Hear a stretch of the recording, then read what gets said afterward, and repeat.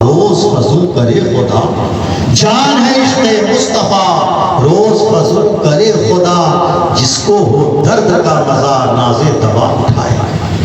آج لوگ کرنے کے لوگ محبت رسول کرتے ہیں۔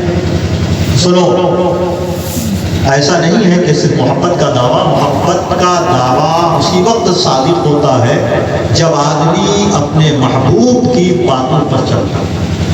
آپ نماز نہ پڑھیں صرف محبت کا دعویٰ کریں، روزہ نہ رکھیں استطاعت رکھتے ہوئے، حج نہ کریں استطاعت رکھتے ہوئے، زکوٰۃ نہ دیں اور دیگر فرائض و واجبات کو ادا نہ کریں، تو پھر محبت کے دعوے میں ہم سچے نہیں ہوتے۔ مگر سنیے کہ اللہ اور اس کے رسول کی محبت کے بغیر ایمان کامل نہیں ہو سکتا ہے، اور یہی ایسی چیز ہے جو بارگاہ الہی میں بلا شبہ قابل قبول ہے۔ میں ایک روایت آپ کے سامنے بخاری شریف کتاب المناقب کی پیش کروں، ان کے لیے حدیث آپ نے سنی ہے۔ میں نے اپنی کتاب منصب رسالت کا ادب و احترام، اس میں یہ حدیث الفاظ کے ساتھ نقل کر دی ہے کہ کتاب المناقب۔ ایک صحابی رسول حاضر بارگاہ رسالت ہوئے، عرض کیا یا رسول اللہ متی الساعۃ، قیامت کب آئے گی؟ یہ علوم خمسہ کا سوال ہے، علوم خمسہ کا۔ مگر اللہ کے پیارے حبیب نے یہ نہ فرمایا کہ تم قیامت کے علم کے بارے میں پوچھ رہے ہو، مجھے تو وہ علم دیا نہیں گیا۔ اللہ نے اپنے پیارے حبیب کو غیب پر مطلع فرمایا ہے، یہ ہمارا عقیدہ ہے سنت و جماعت کا عقیدہ۔ رسول پاک صلی اللہ تعالیٰ علیہ وسلم غیب کا نبی ہے، نبی کا معنی ہی ہے غیب کی خبریں بتانے والا۔ اس لیے جو لوگ یا جو فرقہ یہ کہتا ہے کہ نبی کو غیب نہیں، وہ نبی کا معنی ہی نہیں جانتا ہے، نبی پر گویا اس کا ایمان نہیں۔ نبی کا معنی ہی ہے غیب کی خبریں بتانے والا۔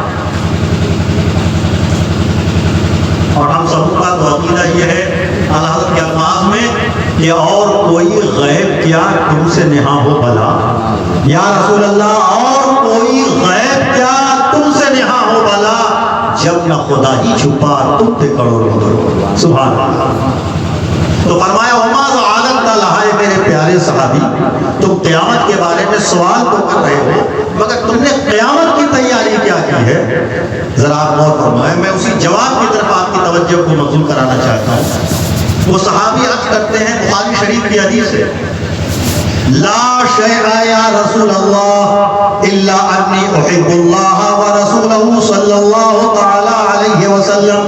یا رسول اللہ میں نے قیامت کی کوئی تیاری نہیں کی ہے سوائے ایک تیاری کے۔ سبحان اللہ، سبحان اللہ کا علمانی کو اجازت نہیں، اگر آپ لوگ کہہ لیں تو بہت اچھی بات۔ میں نے قیامت کی یا رسول اللہ کوئی تیاری نہیں کی ہے سوائے ایک تیاری کے۔ بخاری شریف کتاب المناقب کی حدیث، ادھر ادھر سے حکایت والی کتابیں میں نہیں بیان کر رہا ہوں۔ میں عرض کرنا چاہتا ہوں کہ صحابی رسول تھے، کیا نماز نہ پڑھتے تھے؟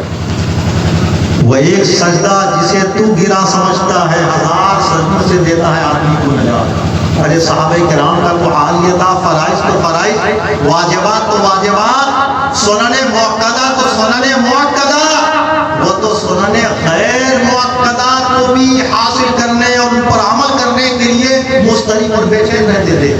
حضرت عبداللہ ابن عمر رضی اللہ تعالیٰ عنہ ایک راستے سے گزرنے لگے، آپ کے خادم حضرت نافع بھی ساتھ میں تھے۔ ایک جگہ رک جاتے ہیں، پانی منگواتے ہیں، وضو کیا آپ نے اور وضو کا بچا ہوا پانی درخت کی جڑ میں اڑیل دیا، اور مسجد سامنے تھی مگر 2 رکعت نفل نماز آپ نے بھی ادا فرمائی درخت کے پاس۔ جب نماز سے فارغ ہو گئے تو آپ کے خادم حضرت نافع نے عرض کیا حضور آپ کا کوئی کام حکمت سے خالی نہیں ہوتا، مجھے یہ بات سمجھ میں نہیں آئی کہ آپ نے یہاں وضو کیا، راستہ چلتے چلتے ابھی تو نماز کا کوئی وقت بھی نہیں تھا، نہ ظہر کا نہ عصر کا، اور وضو کا بچا ہوا پانی بھی آپ نے درخت کی جڑ میں اڑیلا، اس کی بھی حکمت سمجھ میں نہیں آئی، اور پھر آپ نے یہیں پر 2 رکعت نفل نماز ادا فرمائی، اس کی کیا وجہ؟ تو فرمایا حضرت عبداللہ ابن عمر رضی اللہ تعالیٰ عنہ نے، جن کا شمار فقہائے صحابہ میں ہوتا ہے، جل قدر صحابی رسول، فرمایا بڑے عاشق رسول تھے، رسول پاک صلی اللہ علیہ وسلم کی حیات ظاہری کے بعد ان کا مکان ٹپکنے لگا، جاڑے میں برسات میں تکلیف دینے لگا، لوگوں نے کہا، دوستوں نے کہا مرمت کیوں نہیں کر لیتے؟ فرمایا کہ جب سے میرے محبوب، سارے جگ کے محبوب رسول کائنات صلی اللہ تعالیٰ علیہ وسلم اس دنیا سے رخصت ہو گئے ہیں، اب میرے لیے کسی چیز میں کوئی کشٹ باقی نہیں رہ گئی ہے۔ میں اپنے اس مکان کی مرمت کر کے کیا کروں گا؟ اب مجھے دنیا میں کوئی قید نہیں ہے۔ وہ تھے عاشق رسول، فرماتے ہیں سنو، جب میرا گزر اس راستے سے ہوا تو مجھے اپنے محبوب رسول کائنات صلی اللہ علیہ وسلم کی وعدہ یاد آ گئی۔ میرے آقا کا بھی گزر اسی راستے سے ہوا تھا، میرے آقا نے بھی یہی پر وضو فرمایا تھا، اور وضو کا بچا ہوا پانی سی درخت کی جڑ میں اڑیل دیا تھا، اور میرے آقا نے یہی پر 2 رکعت نفل نماز عطا فرمائی تھی۔ تو جب میرا بھی ادھر سے گزر ہونے لگا تو مجھے اپنے آقا کی وہ سنت یاد آ گئی، تو میں نے سوچا کہ میں اپنے آقا کی وہ سنت قضا کروں، یہ ہو ہی نہیں سکتا، اس لیے میں نے یہاں پر وضو بھی کیا ہے، اور وضو کا بچا ہوا پانی درخت کی جڑ میں اڑیل دیا ہے، اور میں نے یہاں پر 2 رکعت نفل نماز ادا کی۔ سبحان اللہ، سبحان اللہ۔ تو میں عرض کرنا چاہتا ہوں کہ صحابہ کرام فرائض تو فرائض، وہ سنن غیر مقتضا کو بھی سختی کے ساتھ عامل تھے کہ سبحان اللہ، اور یہ عشق رسول کی اور محبت رسول کی نشانی ہے۔ فرماتے ہیں انہوں نے کہا یا رسول اللہ میں نے کوئی تیاری نہیں کی ہے۔ یقیناً وہ صحابی رسول نمازی تھے، روزہ دار تھے، استطاعت رکھتے ہوئے زکوٰۃ دیتے تھے، حج کرتے تھے۔ ارے کون سا ایسا نیک عمل ہے جس کو صحابہ کرام نے انجام نہ دیا ہو؟ اور کیا فرماتے ہیں یا رسول اللہ میں نے قیامت کی کوئی تیاری نہیں کی ہے سوائے ایک تیاری کے، اور وہ یہ کہ میں اللہ اور اس کے رسول سے محبت کرتا ہوں جل وعلا صلی اللہ تعالیٰ علیہ وسلم۔ مطلب کیا ہوا کہ ایک نمازی نماز پڑھ کر یقین کے ساتھ یہ نہیں کہہ سکتا کہ میری نماز بارگاہ الہی میں قبول ہو رہی ہے۔ ایک روزہ دار روزہ رکھ کر یقین کے ساتھ یہ نہیں کہہ سکتا میرا روزہ بارگاہ الہی میں قبول ہو رہا ہے۔ ایک حاجی حج کی مشقتیں جھیل کر فرائض حج اور واجبات حج ادا کرنے کے باوجود یقین کے ساتھ یہ نہیں کہہ سکتا کہ میرا حج بارگاہ الہی میں قبول ہو گیا۔ کسی نیکی کے بارے میں کوئی یقین کے ساتھ نہیں کر سکتا، مگر تمام نیکیوں میں ایک نیکی ایسی ہے کہ جس پر پورے اعتماد، وثوق و اطمینان کے ساتھ یہ کہا جا سکتا ہے کہ اللہ عز و جل کی بارگاہ میں ہماری وہ نیکی قبول ہے، اور وہ ہے اللہ اور اس کے رسول کی محبت۔ سبحان اللہ۔ جان ہے عشق مصطفیٰ روز وضو کرے خدا، جس کو ہو درد کا مزہ ناز دوا اٹھائے کیوں، اے پائے نظر ہوش میں آپ کوئی نبی ہے، آنکھوں سے بھی چلنا تو یہاں بے ادبی ہے۔ حاضرین محترم، اسی رسول گرامی وقار سید عالم صلی اللہ تعالی علیہ وسلم کے لاڈلے بیٹے حسنی اور حسینی سید الافراد حضرت محی الدین سیدنا شیخ عبد القادر جیلانی رضی اللہ تعالی عنہ المعروف بغوث اعظم، آج کی شب انہی کی ذات سے منسوب ہے۔ میں چند باتیں عرض کر کے اپنی بات ختم کروں، وقت زیادہ ہو گیا، آپ حضرات بھی تھک گئے ہیں، میں بھی تھکا ہوا ہوں۔ درود پاک پڑھ لیجیے، صلی اللہ علیہ وسلم وآلہ وصلی اللہ علیہ وسلم، صلاۃ و سلام علیک یا رسول اللہ۔ حضرت سیدنا غوث اعظم رضی اللہ تعالیٰ عنہ کی شان کیا ہے، میں مختصر سے الفاظ میں بتاؤں۔ مجیر معظم میں اور بہجت الاسرار شریف میں، نزہت الخواطر میں ملا علی قاری نے، اور مجیر معظم میں خود اعلیٰ حضرت رحمۃ رضوان نے اس بات کی جو وضاحت فرمائی میں آپ کے سامنے رکھ رہا ہوں، وہ یہ کہ صحابہ کرام اور خیار تابعین کے علاوہ، ان کا تو استثناء ہے، ان کے علاوہ تمام اولیاء اولین و آخرین میں سب سے اکمل، سب سے اعلیٰ، سب سے اجل اور سب سے اعظم سرکار سیدنا غوث اعظم رضی اللہ تعالیٰ عنہ۔ اور فرمایا کہ فیض پہلے بارگاہ رسالت سے بذریعہ حیدر کرار علی مرتضی رضی اللہ تعالیٰ عنہ بارگاہ غوثیت میں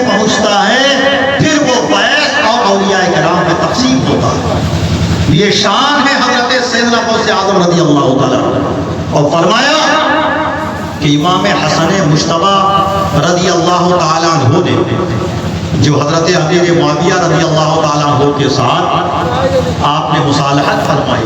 ایک بات اور عرض کر دوں، وقت کم ہے، میں جلدی ختم کرنا چاہتا ہوں، حضرات تھکے ہوئے ہیں، کہ سوشل میڈیا وغیرہ پر، میں تو بہت کم چلاتا ہوں، سوشل میڈیا وغیرہ پر کچھ شیعوں کے فتنے ابھارے گئے، اور اس میں کچھ سنی حضرات کی شعوری یا لاشعوری طور پر ملوث ہوئے۔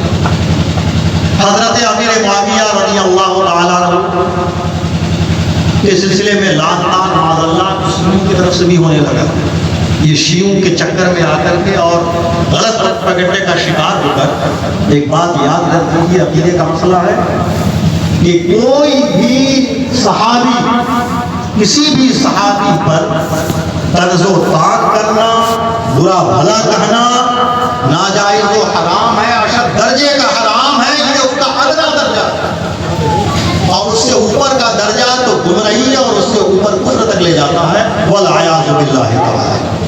اللہ تبارک و تعالی ہر صحابی رسول سے راضی ہے، اور اللہ کے محبوب کے ہر صحابی اللہ تبارک و تعالی سے راضی ہے۔ اور یہ میں نہیں کہتا، قرآن فرماتا ہے رضی اللہ عنہ ورضوا عنہ، اللہ ان صحابہ سے راضی ہے، وہ یہ صحابہ اللہ سے راضی ہے۔ تو جن سے اللہ راضی ہو آپ ان پر تعامل و تشریح کریں، اس کا مطلب یہ ہوا کہ کہیں نہ کہیں سے پھر عقیدے میں کھوٹ پیدا ہو گئی۔ اس لیے آپ اگر اس کے شکار ہیں تو آپ اس کی اصلاح کر لیں۔ حضرت امیر معاویہ رضی اللہ تعالیٰ عنہ بھی جلیل القدر صحابی رسول ہے، عاشق رسول ہے، اور ان میں سے وہ بھی ہیں اللہ نے جن سے جنت کا وعدہ کیا۔ تو اللہ تبارک و تعالیٰ نے جن سے جنت کا وعدہ فرما لیا ہو، جن صحابہ سے، ان صحابہ پر طرز و طعن کرنا، گالی گلوچ کرنا، برا بھلا کہنا، یہ عقیدے کے فساد کی دلیل ہے۔ اس لیے میرے سنی مسلمان بھائیوں، ہمیں اسی پر چلنا ہے جو ہمارے اکابرین نے فرمایا ہے، جو تفسیروں میں ہے، حدیثوں میں ہے، فقہائے امت نے فرمایا، اور ہمارے امام احمد رضا رحمۃ اللہ رضوان نے جو ہمیں سبق دیا، بتایا، ہمیں اسی پر چلنا ہے۔ اس لیے کسی بھی صحابی کے تعلق سے چیز یاد رکھیے کہ کوئی ولی کتنوں ہی بڑے منصب پر کیوں نہ فائز ہو، کسی صحابی کے مرتبے کو پہنچ نہیں سکتا۔ صحابیت وہ عظیم مرتبہ ہے کہ حضرت غوث پاک سے روایت کے مطابق، اور روایت کے مطابق حضرت جنید بغدادی سے کسی نے پوچھا کہ حضور صحابی کا مرتبہ کیا ہے؟ فرمایا بڑے بڑے صحابہ کرام کی بات تو ان کی بہت عظیم ہے۔ حضرت خالد بن ولید رضی اللہ تعالیٰ عنہ جن کی زندگی جنگوں میں ہوئی، وہ جس گھوڑے پر سوار ہو کر اسلام کی اشاعت کے لیے تشریف لے جاتے تھے، اگر مجھے ان کے گھوڑے کے ٹاپ کی مٹی مل جائے تو میں اپنے آنکھوں کا سرخ بنا۔ یہ ہے صحابہ کا مرتبہ۔ تو آپ کون ہوتے ہیں ان کے مشاہدات پر خبر کرنے والے؟ ان کے درمیان جو واقعات رونما ہوئے، جب اللہ تبارک و تعالیٰ نے خطائے اجتہادی کی بنیاد پر انہیں معاف فرمایا، تو ہماری اور آپ کی کوئی حیثیت نہیں ہے ہم ان کی بارگاہوں میں ترجمہ کریں۔ وہ اللہ کے محبوب کے پیارے صحابی ہیں، اور صحابیت قیامت تک آنے والے لوگوں میں سب سے ممتاز اور منتخب لوگوں کو صحابیت کا درجہ ملتا ہے۔ اس لیے آپ اس عقیدے کے مسئلے کو ہمیشہ یاد رکھیں۔ تو میں عرض کر رہا تھا کہ فیض پہلے بارگاہ رسالت سے بذریعہ حیدر کرار علی مرتضیٰ بارگاہ غوثیت میں پہنچتا ہے، اور پھر وہاں سے دوسرے اولیاء کرام میں تقسیم ہوتا ہے۔ اس لیے تو جب حضرت سیدنا غوث اعظم رضی اللہ تعالیٰ عنہ کو حکم ہوا کہ تم اعلان کرو قدم حاضری علی رغبت کل ولی اللہ، تو اس دور کے جتنے اولیاء کرام تھے سبوں نے اپنی اپنی گردنیں جھکا دی۔ کسی نے فرمایا کہ بل علی عینی، بلکہ آپ کا قدم مبارک میری آنکھوں پر۔ صاحب سلسلے سہروردیہ شہاب الملت والدین نے فرمایا کہ میرے پیر و مرشد حضرت نجم الحق والدین، اس وقت جب ان کے کانوں میں یہ آواز آئی تو انہوں نے اپنے سر مبارک کو اتنا جھکایا کہ زمین کے قریب ہو گئے، اور فرمایا بل علی راسی، بل علی راسی، بل علی راسی، بلکہ اے غوث اعظم آپ کا قدم مبارک میرے سر پر پر 3 بار تاجدار نقشبند حضرت بہاؤل ملت و دین، انہوں نے بھی اپنے پیر و مرشد کے حوالے سے یہ بیان فرمایا، خود اپنا بھی واقعہ بیان فرمایا، اور انہوں نے بھی کہا بل قدم علی عین بل علی بصر بصیرتی، بلکہ غوث اعظم آپ کا قدم مبارک تو میری آنکھوں پر بلکہ میرے دل کی آنکھوں پر۔ ان سے پوچھا گیا کہ کیا یہ ارشاد ان کا اسی زمانے کے ساتھ خاص تھا؟ فرمایا حاشا ہرگز نہیں، بلکہ یہ ارشاد ان کا اس دور کے ساتھ خاص نہیں ہے، بلکہ یہ تو ہر دور کے ساتھ خاص ہے۔ اس لیے علماء فرماتے ہیں کہ حضرت امام حسن مصطفیٰ کے بعد غوثیت کبریٰ کے منصب پر سرکار غوث اعظم فائز ہے، اور حضرت امام مہدی رضی اللہ تعالیٰ عنہ کے ظہور تک حضرت غوث اعظم رضی اللہ تعالیٰ عنہ کو غوثیت کبریٰ کے منصب پر سبحان اللہ۔ اور قیامت تک جو بھی سنی صحیح عقیدہ مسلمان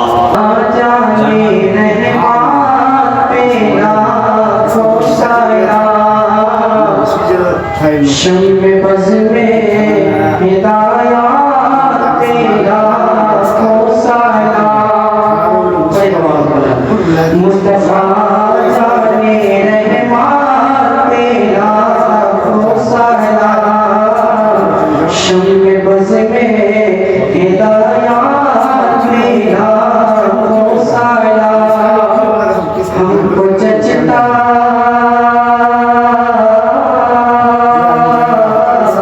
ہم کو جچتا نہیں ہے یہ دنیا کا چاند، جل وگر ہو گیا ہے حلیمہ کا چاند، جس وانی کھڑی چمکاتے کا چاند، اس دل افروج سان پیرا ہو سایہ مصطفیٰ جانے رحمان پیلا ہو سایہ شم بز میں ہدایات پیلا ہو سایہ جس نے حق کر بلا